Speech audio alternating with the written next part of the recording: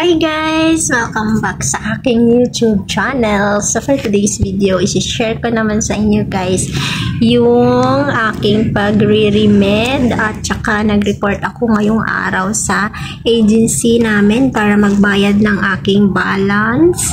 At pagkatapos, nag-remed ako guys at saka yung ni-remed ko is MMR lang.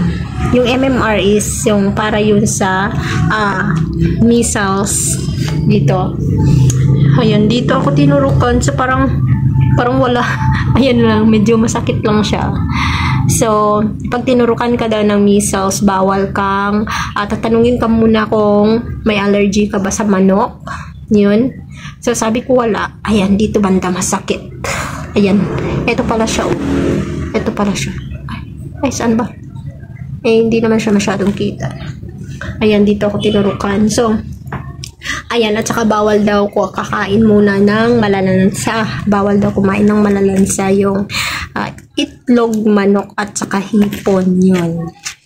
So, yan lang guys. Yun lang yung naging remed ko kasi wala pang isang buwan na nag-medical ako. Nag-medical kasi ako July 31. So, tapos ngayon August 29. Diba? August 29 pa lang tayo ngayon. So, wala pang isang buwan. Hindi pwedeng mag-remed ng wala pang isang buwan. Dapat daw, sabi ng agency namin, 2 months, at least 2 months kang nakapag-medical dati bago ka ulit magre-remed. So, ayun nga guys, minamadali kasi ako at sa September 1st, ay dadating na yung aking yung kontrata ko na talaga na valid at saka yung visa nandyan na, dumating na. So yun na. Yun at anytime ay any date pala na ako, magpa-flight na ako basta first week ng September. So ayun, kaya minamadali na ako. So sabi sa akin kanina, ayun, pagkatapos ng remed ko, saglit lang naman kasi wala naman masyadong tao kanina. So ako nga lang, ilan lang yung tao, parang 3 lang kanina yung nandoon. So ayan, tinurukan na ako agad. Tapos hinintay ko lang yung certificate, yung patunay na na yun nga, may ka, nakapag measles ka, MMR ka.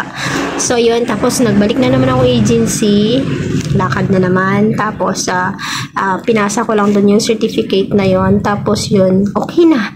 Pinauwi na ako ni Ma'am Christina. So sabi niya sa akin, mag-ready na nga ako kasi chat na lang niya ako. Basta first week daw yun ng September. Sure na talaga.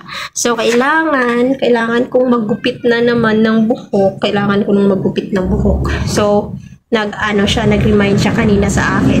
Sabi niya, ate, yung buhok mo ha, huwag mo kalimutan hanggang shoulder. So, yun, magugupit ako ng buhok, guys. So, yun lang. Tapos, yun yung naging ko. Na wala na, nabayaran ko na yung balance ko at saka yung sa remed.